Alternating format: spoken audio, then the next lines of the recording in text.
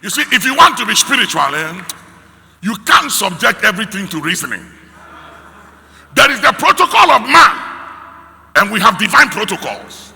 You are either going to follow God protocols or you go with man protocol. When we went to DRC at the inauguration of the new president, before the inauguration service began, one of the protocols came to me twice to ask me to change my seat, me and Rosa, change our seat. That this place is reserved for only presidents. So I had to go somewhere else. And I said, listen, I didn't fly all this way to go sit anywhere, and there's nowhere to sit. So I said, you know something? Those presidents will have to go and sit somewhere else.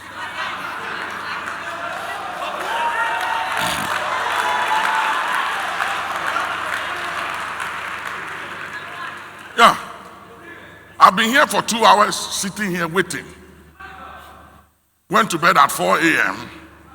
After I finished praying with the new president, I went to bed at 4.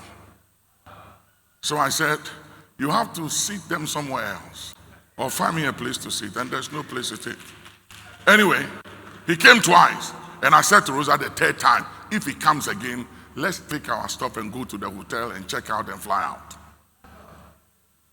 Our jet is waiting at the airport. The captains are waiting. All I have to do is to call them and say, let's go. We'll get out of here. Nobody is coming to embarrass me here. And Rosa said, it's a provocation. Don't respond to it.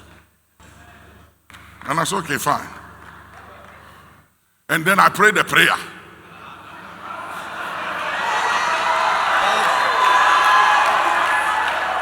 And I said, in the name of the Lord Jesus. Now, this was happening before CNN, the whole world, all the cameras was on us. And I said, nobody will embarrass me today. Say today. Nobody will embarrass me today. So I said, by the prohibition powers of the Holy Spirit, I prohibit any embarrassment.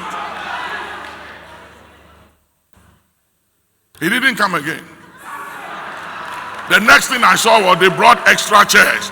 They brought extra chairs and blocked some way and made people move. And then they added extra chairs. And I said, yes, that's what you do.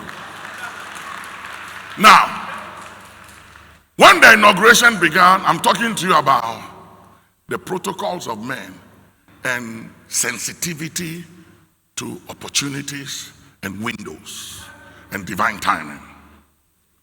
When this inauguration service began, it was going on, everything was fine. The old president handed over, the new president took over. He started giving his address. He was doing so very well. Then suddenly, we weren't hearing his voice anymore.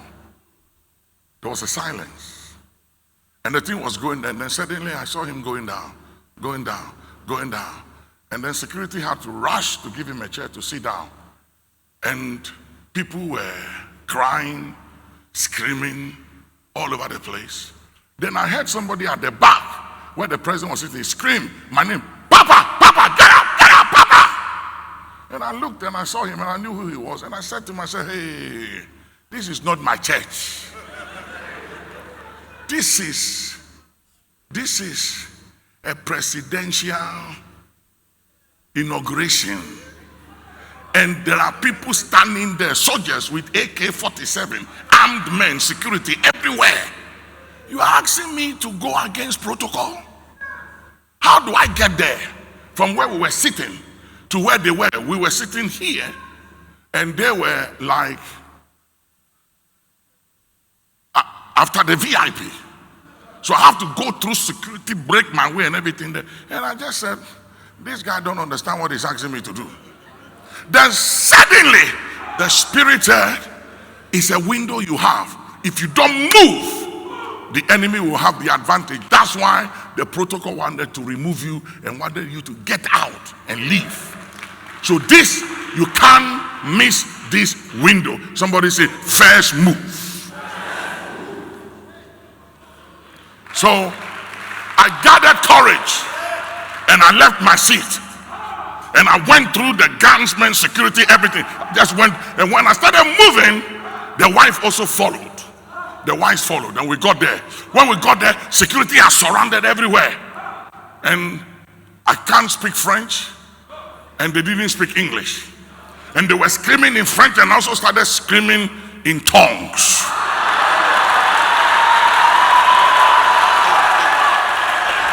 I didn't have time. I didn't have time for interpretation. So I have to speak tongues, blast tongues in the atmosphere. And the guy was sitting down and he was going down. And they called for the ambulance and structure, and they were coming to carry him. And I said, no, they are not carrying him. No ambulance here. We arrest the situation. Whatever the situation is, we arrest it. Say, I arrest, arrest, arrest. Say, I arrest. Interrupt demonic outcomes. Say, I interrupt demonic programmings playing out in the natural. Now, he had fasted for 40 days. He hadn't eaten that morning. He was physically weak. And it was very hot. The place was hot. And he was wearing the bulletproof vest. And it was heavy. And it was choking him. And he started losing breath. And so we had to cover him and remove everything and free him up. And prayed for him. And he came back. He revived. And he came back and finished his address. And I have to go back with the wife to sit down, and everybody was looking at me. Who is he? Who is he? And I could see them talking about themselves, pointing, who is he? Who is he? Who is he?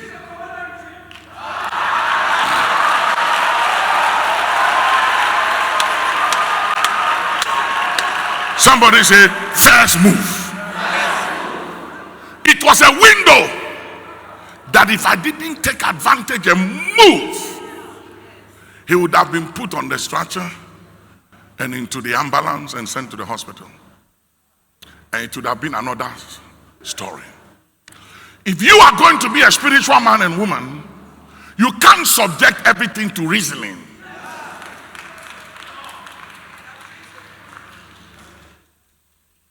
Because not everything makes sense. And you can't be politically correct if you want to please God. To please God, sometimes you are going to be misrepresented and misunderstood. When I went to Liberia for the inauguration, I met the former president, who I knew before she became president. And anytime I went to Liberia, I visited her.